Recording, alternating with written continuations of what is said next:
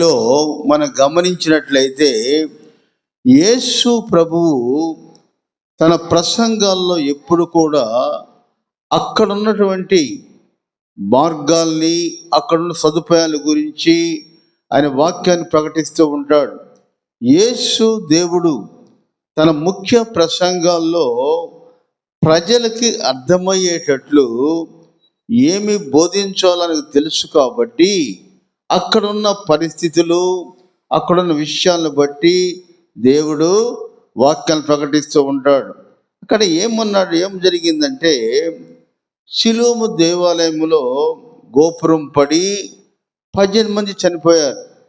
యేసు దేవుడు ఏమంటున్నాడంటే, ఆ 18 మంది పాపులు మీరంతా మంచివాళ్ళ, ఆ గోపురం కింద పడి చనిపోయిన వాళ్ళు పాపులా, మీరు మాత్రమే మంచివాళ్ళ అని యేసు ప్రభు ఏం చెప్తున్నాడంటే, త్వరగా అటువంటి శిక్ష పొందకుండా, అటువంటి పాపంలోకి వెళ్ళకుండా మీరందరూ రక్షించాలని, లేక మనమందరం రక్షించబడాలని దేవుడు కోరుకుంటున్నాడు. అంతకుముందు 12వ అధ్యాయం మనం చూసినట్లయితే ఒక అతను వెళ్ళి, అయ్యా నాకు మా అన్నకి తగాదలు ఉన్నాయ్యా, నా ఆస్తి పంపకములో నా సహాయం చేయయ్యా అని అడిగినప్పుడు, నేను తీర్పన్ని కాను, దేవుని మర్మాలు తెలియచేయటానికి ఈ భూలోకానికి వచ్చానని యేసు దేవుడు తెలియజేస్తూ ఉన్నాడు. కాబట్టి ఆయన వెళుతూ ఉండగా అనేక ప్రాంతాల్లో ఆయన ఒక విషయాన్ని గమనిస్తూ ఉన్నప్పుడు ఏం జరిగిందంటే, కొంతమంది ఏమనుకుంటారంటే, మన పక్కింట్లో ఒక అన్యాయం, లేక వాళ్ళు చనిపోయినా, లేక వాళ్ళు యాక్సిడెంట్ అయినా, లేదా వాళ్ళ అనేక ఇబ్బందులైనా వాళ్ళు పాపం చేశారా, నేనెంత పుణ్యాత్మురాలు కాబట్టి, నేనెంత పుణ్యాత్ముడు కాబట్టి నా ఇంటిలో ఏ నష్టం జరగలేదు, నా ఇంటిలో ఏ పాపం జరగలేదు, కాబట్టి నేను పుణ్యాత్ముడినా? కానే కాదు. ఆ పరిస్థితుల్లో ప్రసంగి గ్రంథకర్త చెప్తాడు, కాలవశం అంటే ఆ నష్టము జరిగినప్పుడు అక్కడ మనం ఉండటం వల్ల ఆ నష్టాన్ని మనం షేర్ చేస్తూ ఉన్నాం, అంతేకాని మనం పాపులము కాదు. జనరల్గా ఏమంటామంటే, ఆ కుటుంబం నష్టపోతుంది కాబట్టి, ఆ కుటుంబం రోజు రోజుకు దిగజారిపోతుంది కాబట్టి, పాపాన్ని బట్టి కష్టాలు. మనం గమనించినట్లయితే ఎన్నడూ కూడా జరగదు. పాపం అనే మాట కూడా ఈ షిలో యొక్క దేవాలయం గురించి మాట్లాడుకుంటున్నారు. మనం చూసినట్లయితే పిలాతు యూదుని ఎలా చంపాలని ప్లాన్ చేస్తూ ఉంటాడు. ఆ యొక్క సంఘాలు లేక ఆలయాల్లో బలు అర్పించే సమయములో, అంటే ద్రాక్షరసము లేక రొట్టె ఇచ్చే సమయములో ఈ ద్రాక్షరసం కూడా ఎర్రగా ఉంటుంది కాబట్టి శత్రువులను చంపించి వారి రక్తాన్ని కూడా దీంట్లో కలిపి ఆయన యొక్క మానసిక ధైర్యాన్ని పొందినట్లుగా మనం తెలుసుకోవాలి. ఆయన ఏం చేస్తాడంటే, సుమారు 1000 మందిని చంపించాడు. 1000 మందిని ఎవరితో చంపించాడు? తన సైనికులు కూడా అక్కడికి వెళ్ళి అది విన్నట్టుగా విని వాళ్ళని చంపించి ఆనందాన్ని పొందుతూ ఉంటాడు పిలాతు. ఆ సమయములో, ఆ బలు అర్పించే సమయములో ఇటువంటి హింసలు పొందిన వాళ్ళు పాపులా? ఈ హింసలు ఎవరైతే పిలాతు చంపించారో వారందరూ పాపులు, మేము మంచి వాళ్ళమా? ఎన్నడూ కాదు. యేసు ప్రభు ఏం చెప్తున్నాడంటే, ఆ సమయములో వాళ్ళు అక్కడ ఉండటం వల్ల ఆ నష్టం జరిగింది. అలాగే కాకుండా ఆ గోపురం పడినప్పుడు 18 మంది ఒక్కసారి చనిపోతారు. ఆ గోపురం పడినప్పుడు 18 మంది ఒకసారి చనిపోతారు. అందుకని ఈ 18 మంది పాపుల ఎందుకు ఇలా చెబుతున్నాడో తెలుసా? ప్రజలకు ఆసక్తి కలిగించే విషయాలు దేవుడు చెబుతూ ఉంటాడు. ప్రసంగాలు ఎలా ఉండాలంటే ప్రజలకి అర్థమవ్వాలి, తన రాకడ యొక్క విషయాన్ని తెలుసుకోవాలి, తన తండ్రి మనసు తెలుసుకోవాలి, తన తండ్రి ఉద్దేశం తెలుసుకోవాలి. అది దేవుని ప్రణాళిక. అందుకే యేసు ప్రభు ఏం చేస్తూ ఉంటాడంటే, ఆ 1000 మంది చంపించినప్పుడు పిలాతు, మేమందరం బయట ఉన్నాం కదా, మేము మంచివారుమా? ఒకసారి ఒక పుట్టి మూగవాడు ఒకడు వస్తాడు. వచ్చినప్పుడు ఒక శిష్యులు అడుగుతుంటారు, అయ్యా దాని గురించి ఆలోచిస్తున్నారు కానీ బ్రతికున్న నేను, నా పరిస్థితి ఎలా ఉంటుంది? విమర్శకులకు ఎప్పుడు మనం విమర్శిస్తూ ఉంటాం. మనం గమనించినట్లయితే యోబు కూడా దేవుని బిడ్డ, దేవుని సేవకుడు. సాతాను విసిరిన సవాల్లో యోబు చిక్కుకొని తన 10 మంది బిడ్డల్ని పోగొట్టుకొని, తన ఆస్తినంతా పోగొట్టుకొని, దీనవస్థలున్న సమయంలో స్నేహితులు అక్కడికి వెళ్ళి ఆయన పరామర్శిస్తూ, నీవు తప్పు చేశావు. చూద్దాం, యోబు గ్రంథం 4వ అధ్యాయం 7-9 చూద్దాం. యోబు గ్రంథం 4వ అధ్యాయం 7-9 ఆయన స్నేహితులు పరామర్శించడానికి వెళ్ళి, ఇంటికి వెళ్ళి ఆయన్ని బాధ పెడుతున్నట్లుగా మనం గమనించాలి. 7వ వచనం చూద్దాం. జ్ఞాపకము చేసుకొనుము, నిరపరాధి అయిన ఒకడు ఎప్పుడైనా నశించునా? నువ్వు నిరపరాధి అయితే ఎందుకు నీ పరిస్థితి ఎలా వచ్చింది? యథార్థవర్తనులు ఎక్కడైనా నిర్మూలమగుదురా? మంచివారు ఎక్కడైనా కష్టాలు పొందుతారా? ప్రశ్నిస్తూ ఉన్నారు. మనం ఆదరణకు వెళ్ళి ఏం చేస్తామంటే మన గురించి మనం గొప్ప చెప్పుకుంటాం. మేము చాలా మంచి వాళ్ళం, అందుకనే మాకు ఏ కష్టం, మా కుటుంబంలో అందరూ హాయిగా ఉన్నారు, సంతోషంగా ఉన్నారు అని చెప్పుకోవటం నీ యొక్క దుర్మార్గతను, నీ యొక్క అయిష్టతను తెలియజేస్తూ ఉంది. అక్కడ యోబు సాతాను విసిన సవాళ్ళలో విరుక్కొని తన ఆస్తినంతా పోయి ఇంకా నేను దేవునిని అన్యాయం చేసినని ఎన్నడూ కూడా అనను అని, అటువంటి కష్టంలో కూడా యెహోవా ఇచ్చెను, యెహోవా తీసుకొని పోయెను, యెహోవా నామమునకు స్తుతి కలుగును గాక. తన కష్టాల్లో నష్టాల్లో యోబు ఎంత ధైర్యంగా ఉన్నాడో, యోబుని పలకరించడానికి పోయిన స్నేహితులు ఏమంటున్నారంటే, యథార్థ వర్తనలు ఎప్పుడైనా నిర్మూలమగుదురా? 8వ వచనం చూద్దాం. నేను చూచినంత వరకు అక్రమం దున్ని కీడును విత్తువారు దానినే కోయుదురు. అక్రమం చేశావు, అందుకని నీ పరిస్థితి ఎలా ఉంది? 9వ వచనం. దేవుడు ఊతగా వారు నశించుదురు, ఆయన కోపాన్ని శ్వాసం వల్ల వారు లేకపోవుదురు. కాబట్టి ఒక మనిషి కష్టాల్లో ఉన్నప్పుడు మన ఆనందం ఏమిటంటే వాడిని ఇంకా కుంగినట్టు చేయటం. చూద్దాం, యోబు గ్రంథం 8వ అధ్యాయం 3వ వచనం కూడా చూద్దాం. యోబు గ్రంథం 8వ అధ్యాయం 3వ వచనం. దేవుడు న్యాయ విధిని రద్దుపరచగా సర్వశక్తుడకు దేవుడు న్యాయమును రద్దుపరుచునా? ఇవన్నీ ప్రశ్నలన్నీ కూడా మనం గమనించినట్లయితే, ఎవరికైతే కష్టం వస్తుందో వారిని మనం పెద్ద మనసుతో పోయి వారిని ఆదరించాలి. కానీ దేవుడు కూడా పశ్చాత్తాపడుతున్నాడు.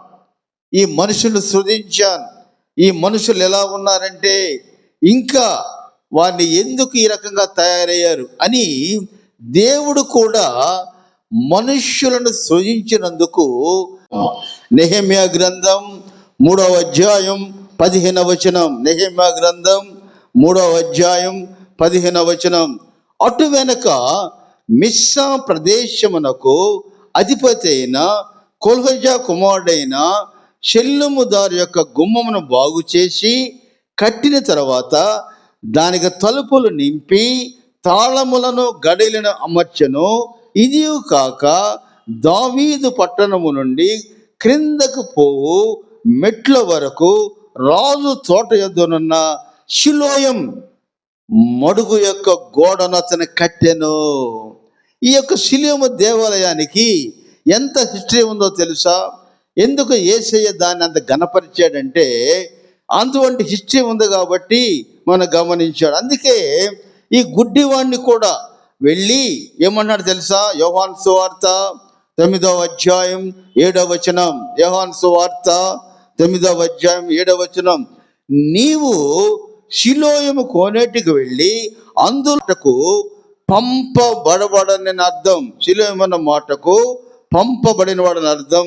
వాడు వెళ్ళి కడుక్కొని చూపు గలవాడై వచ్చెను. ఈ యొక్క మాటలు ఈ లూకా సువార్తలటువంటి సిలోయము గురించి కానీ లేక ఆ సేవకుడు గురించి కానీ మరి ఎక్కడ కూడా రాయబడలేదు. కాబట్టి దేవుని మాట విన్నట్లయితే ఎలా ఉంటుందో మనం గమనించినట్లయితే ఈ సిలోయము దేవాలయం, ఆ సిలోయము దేవాలయం గురించి అనేక మాటలు మనకు తెలియనట్లుగా మనం గమనించాం. కాబట్టి దేవుని మాట వినాలి. దేవుడు ఒక మాట చెబుతూ ఉన్నాడు. ఇర్మియా గ్రంథం 14వ అధ్యాయం 11, 12 వచనాలు చూద్దాం. ఇర్మియా గ్రంథం మనం గమనించినట్లయితే ఒక ప్రాంతములో ఒక యాక్సిడెంట్, విమానములో 130 మంది చనిపోయారు. ఆ విమానం చెడిపోవటం వల్ల దానిలో నుండి ఆ బ్లాక్ డై యొక్క బాక్స్ ఏం కనుక్కుందంటే రిపేర్ అవడం వల్ల చనిపోయారు, కానీ వాళ్ళు పాపులు కారు. ఒకసారి నేను బ్యాంకులో ఉద్యోగం చేసేటప్పుడు హైదరాబాద్ వెళ్ళినప్పుడు కోటి సెంటర్లో దిగి అక్కడ బజ్జీలు చాలా బాగుంటాయి. ఆ బజ్జీలు కొనుక్కుందామని ఆ ప్రాంతానికి వెళ్ళాను. 50 రూపాయలు బజ్జీలు కొనుక్కొని ఎందుకో అక్కడ నిలబడలేక ఆంధ్ర బ్యాంక్ హెడ్ ఆఫీస్ దగ్గరికి వచ్చి అక్కడ కూర్చొని తింటున్నా. ఒక సాయిబు ఆ యొక్క బజ్జీలు కొట్టు కింద బాంబు పెట్టాడు. బాంబు పేలి 33 మంది చనిపోయారు. ఆ తినే వాళ్ళందరూ కూడా చనిపోయారు. అటువంటిప్పుడు నేను పుణ్యాత్ముడు, వాళ్ళు పాపాత్ములా? కాదు కదా. నేను అక్కడ నేనుంటే నేను చనిపోయేవాడిని. కానీ ఎందుకో దేవుడు ఇంకో ప్రాంతానికి వెళ్ళమని తెలియచేయటం వల్ల అక్కడికి వెళ్ళటం వల్ల బ్రతికేను, కానీ నేను మంచివాడిని బ్రతకలేదు. కాబట్టి కాలవశం చొప్పున అక్కడ చనిపోయారు, కానీ మనం గొప్పవారు మాత్రం కాదు. ఇక్కడ చూద్దాం, పాపాన్ని బట్టి కష్టాలు వస్తాయా? ఇది సమస్య. పాపాన్ని బట్టి కష్టాలు వస్తాయా? యేసు ప్రభువు ఉద్దేశం ఏమిటంటే ఎక్కడైతే విపత్తు జరుగుద్దో అక్కడ మనం ఉండబట్టి ఆ యొక్క శిక్షను పొందుతున్నాం, కానీ మనము ఆదరణకర్తగా యాక్షన్ చేయకూడదు. ఆదరణకర్త, నేను దేవుని బిడ్డని, దేవుని నమ్ముకోవటం వల్ల ఈ శిక్షను తప్పించుకున్నాను, ఇవన్నీ ఓవర్ యాక్షన్. ఇవన్నీ అక్కడ నువ్వు లేవు. అంతే. ప్రమాదం చూసిన తర్వాత ఇంకా జాగరూకత కలిగి దేవునిలో ఉండాలని దేవుడు కోరుకుంటున్నాడు. ఆయన ఒక ఉపమానాన్ని చెప్పాడు. ఏమిటి ఆ ఉపమానం అంటే, ఒక ద్రాక్ష తోట ఉంది. ఆ ద్రాక్ష తోటలో అంజూరపు చెట్టు నాటబడింది. దానికి ఒక పళ్ళు కూడా దొరకలేదు. 3 సంవత్సరాలు మించి ఆ యొక్క అంజూరపు చెట్టు అలాగనే ఉంది. అప్పుడు ఆ తోటమాలి సేవకుణ్ణి పిలిచి ఏమంటున్నాడో తెలుసా? దీనిని నరికివేయము, దీనివల్ల ఈ భూమి ఏలవర్ధమైపోవాలని ద్రోక్ష మాటలతో చెప్పాను. నోవహు సమయంలో కూడా దేవదూతలు మనుషులతో సంబంధం ఏర్పరచుకొని అక్రమ సంతానాన్ని కలిగినప్పుడు దేవుడు ఏం చేశాడంటే అందరిని కూడా చంపేశాడు. అదే మాదిరిగా ఇక్కడ తోటమాలి ఏమంటున్నాడంటే సేవకుడిని పిలిచి, అయ్యా ఇమీడియట్గా చంపేయమన్నప్పుడు వాడు ఏమన్నాడో తెలుసా? వాడు అయ్యా, నేను దాని చుట్టూ త్రవ్వి ఎరువు వేయమట్టుకు ఈ సరే లేనిడలా నరికించి వేయమని అతనితో చెప్పాను. కాబట్టి యేసు ప్రభు ఇక్కడ ద్రాక్షావళి అంటే యెహోవా దేవుడు, సేవకుడు అంటే యేసయ్య. యెహోవా దేవుడు ఏం చేస్తున్నాడంటే ఎంత కాలం ఈ మనుషుల్ని చూడాలి, ఎంత కాలం ఓపికతో ఉండాలి. అందుకే మనం చూసినట్లయితే ఈ యెరూషలేము దేవాలయాన్ని కూడా నాశనం అయిపోతుంది. ఈ యెరూషలేము వాసులు యేసు ప్రభు ఏమంటాడు? ఎరుషలేము ఎరుషలేమా ఎరుషలేమా, అనేక మార్లు నిన్ను పిలుచుతాను కానీ మీరు నా యొద్దకు రావటానికి రానొల్లరి. కోడి తన పిల్లల్ని ఎన్నోసార్లు పిలిచింది కానీ వీడు రావటం లేదని చెప్పినప్పుడు ఏమైందో తెలుసా? యేసు ప్రభు యొక్క శిక్ష లేక దేవుని శిక్ష యొక్క దేవాలయం మీద పడుతుంది. ఆ దేవాలయము హేరోదు రాజు 46 సంవత్సరాలు కట్టాడు. 2,10,000 మంది కూర్చోవచ్చు, 20,000 మంది పాస్టర్లు అక్కడ ఉంటారు. అటువంటి దేవాలయంలో వార్త ప్రకటింపబడలేదు. ఎలా ప్రకటింపబడలేదు తెలుసా? యెరూషలేముకి బెత్లెహేముకి సుమారు 7 కిలోమీటర్ల దూరం. మలాకి గ్రంథములో, యెషయా గ్రంథములో, ఆదికాండం 3:15లో కూడా యేసు ప్రభువు పుడతాడని స్పష్టంగా రాసినా కూడా ఈ యొక్క పాస్టర్లు అభిషేక్తుని యొక్క రాకడ గురించి చెప్పలేదు. కాబట్టి యెరూషలేము దేవాలయానికి శిక్ష విధించడం జరిగింది. ఏ సంవత్సరంలో పారసీక చక్రవర్తి టైటస్ వచ్చి ఆ యొక్క యెరూషలేము దేవాలయాన్ని నాశనం చేసి 11 లక్షల శవాలు అక్కడ పెట్టి 90,000 మంది యువకుల్ని బానిసలుగా తీసుకొని పోతాడు. అది శిక్ష. వాక్యాన్ని విని వాక్యానుసారం నడచకుండా ఇంకా ఇష్టానుసారంగా జీవిస్తే ఏమవుతుందో తెలుసా? శిక్షించబడతాము. అందుకే యేసు ప్రభు ఏం చేస్తున్నాడంటే, అయ్యా కొంతకాలం సమయం అయ్యా, నేను ఇంకా సేవ చేస్తానయ్యా, అనేక మందిని తీసుకొని వస్తానయ్యా. ఆ మాట మనం గమనించినట్లయితే యోహాను సువార్త 17వ అధ్యాయంలో దేవుడు ఒక చక్కని ప్రార్థన చేశాడు. నీ గురించి నా గురించి యేసయ్య తన తండ్రికి విజ్ఞాపన చేశాడు. ఏమన్నాడు తెలుసా? యోహాను సువార్త 17వ అధ్యాయం 1వ వచనం, యేసు ఈ మాటలు చెప్పి ఆకాశం కన్నులెత్తి ఇట్లా, తండ్రి నా గడియ వచ్చినది. ఏమన్నాడో తెలుసా? తండ్రి, లోకం పుట్టక మునుపు నీ యొద్ద నాకు ఏ మహిమ ఉండునో ఆ మహిమతో నన్ను ఇప్పుడు మహింపరచుము. లోకము నుండి నువ్వు నాకు అనుగ్రహించి వారందరినీ కూడా తీసుకొని నీ ఇచ్చిన దయ, నీ ముందు యేసు ప్రభు ఇచ్చిన ప్రేమని నువ్వు అర్థం చేసుకుంటున్నావా? ఈ ఉదయకాలం పరిశీలించుకుందాం. ఎక్కడో నష్టం జరిగింది, ఎక్కడో కష్టం జరిగింది. నీ సంగతి ఏమిటి? నా సంగతి ఏమిటి? ఈ విషయాలున్న మనం జాగ్రత్త పడుతున్నామా? సమయం చాలా తక్కువ అంటుంది. యేసు దేవుడు ఏమంటున్నాడు? మరియా ఉత్తమమైన దానిని ఎన్నుకొనెను. ఎందుకంటే యేసు ప్రభు కేవలం 3.5 సంవత్సరాలు మాత్రమే సేవ చేస్తాడు. ఆ 3.5 సంవత్సరాల సేవలో ఎవరైతే మన కొరకు విజ్ఞాపన చేయవాడు ఆయనే. తోటమాలి ఎలాగైతే మరొక సంవత్సరం సమయం అడుగుతున్నాడో, యేసు ప్రభువు కూడా నీ కొరకు నా కొరకు విజ్ఞాపన చేస్తున్నాడు. అటువంటి యేసయ్యని మనమందరం కూడా సపోర్ట్ తీసుకోవాలి. అపోస్తుడైన పౌలు హెబ్రీయులకు రాసిన పత్రిక 7వ అధ్యాయం 25వ వచనం. అపోస్తుడైన పౌలు హెబ్రీయులకు రాసిన పత్రిక 7వ అధ్యాయం 25వ వచనం. ఈయన ద్వారా, యేసు ప్రభు ద్వారా దేవుని యొద్దకు వచ్చు వారి పక్షమున విజ్ఞాపన చేయుటకు నిరంతరము జీవించున్నాను గనుక వారిని సంపూర్ణముగా రక్షించుటకు శక్తిమంతుడై ఉన్నాడు. అటువంటి శక్తి గల దేవుడు తోటమాలి తోటల్లో సేవకుడు వలె ప్రార్థిస్తూ ఉన్నాడు. కాబట్టి మనమేమి చేయాలంటే పాపాన్ని గురించి లేక పాప క్షమాపణ గురించి లేక దేవుని యొక్క శక్తిని గురించి వెన్నడు కూడా విమర్శించకూడదు. మత్తయి సువార్త 12వ అధ్యాయం 31-32 వచనాలు చూద్దాం. మత్తయి సువార్త 12వ అధ్యాయం 31-32 వచనాలు. కాబట్టి నేను మీతో చెప్పినది ఏమనగా, మనుష్యులు చేయు ప్రతి పాపమును దూషణయు వారి క్షమింపబడును, కానీ ఆత్మ విషయమైన దూషణకు పాప క్షమాపణ లేదు.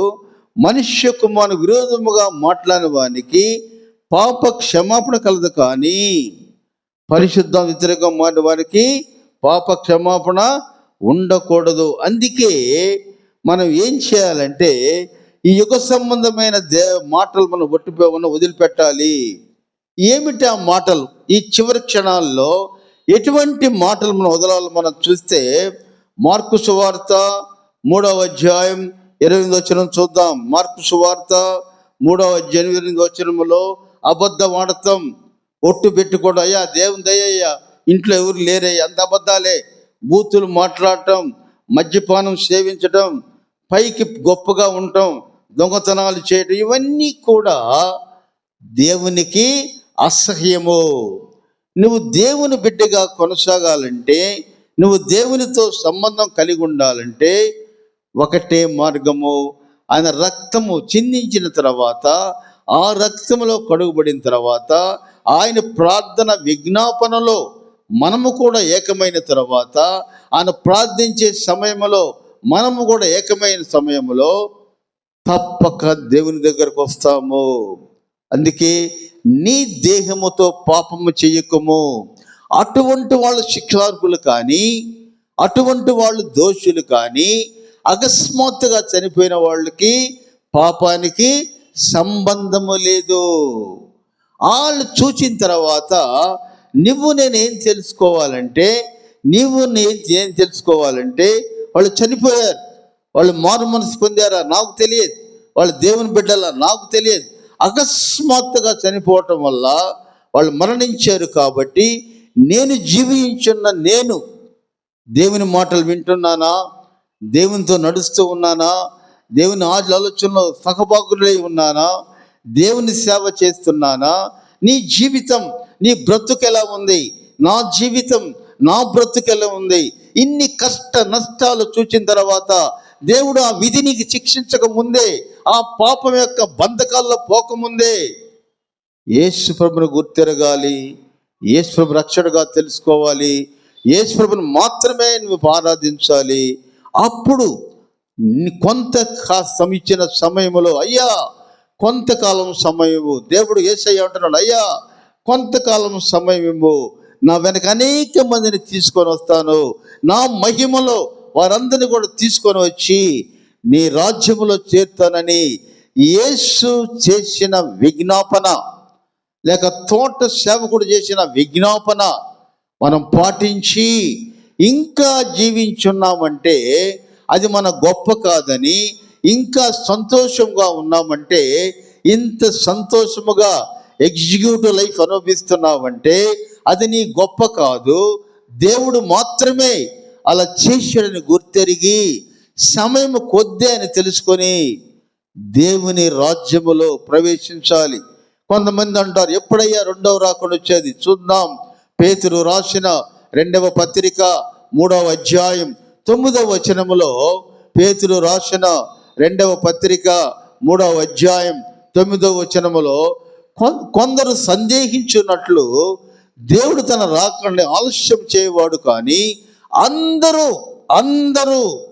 మారు మనస్సు పొంది దేవుని రాజ్యములో చేరాలని దేవుడు ఇష్టపడుతున్నాడు. కాబట్టి ఈ కొద్ది సమయంలో జరిగిన నష్టాల గురించి ఆలోచించకుండా, ఆదరణకర్తగా యాక్షన్ చేయకుండా, మన పాపాలు ఒప్పుకొని దేవుని యొక్క రాజ్యములో చేరాలని కోరుకుంటున్నాడు. అలాగే మన ఎబ్రీలు పత్రిక మనం గమనించినట్లయితే 12:10లో, నీ పాపాలని మళ్ళా నేను గుర్తించుకోను, నేను నీకు రక్షణ ఇస్తున్నాను, నీ పాపాలు మళ్ళా నేను గుర్తించుకోను. అటువంటి ఆదరణ పొందిన మనం ఆయన రాజ్యములో చేరాలని, దేవునితో పాటు మనం కూడా ఉండాలని కోరుకున్నట్లయితే ఈరోజే రక్షణ దినం, ఈరోజే శుభదినం. మారు మనసు పొందుదాం, ఆయన మహిమలో కొనసాగుదాం. ఇచ్చిన అవకాశాన్ని, మరొక సంవత్సరం ఇచ్చిన అవకాశంలో ఈ సంవత్సరములో దేవునితో సన్నిహితంగా ఉండి దేవుని మాటలు విని దేవుని బిడ్డలు కొనసాగాలని ఈ కొద్ది మాటలతో నేను ముగిస్తూ ఉన్నాను.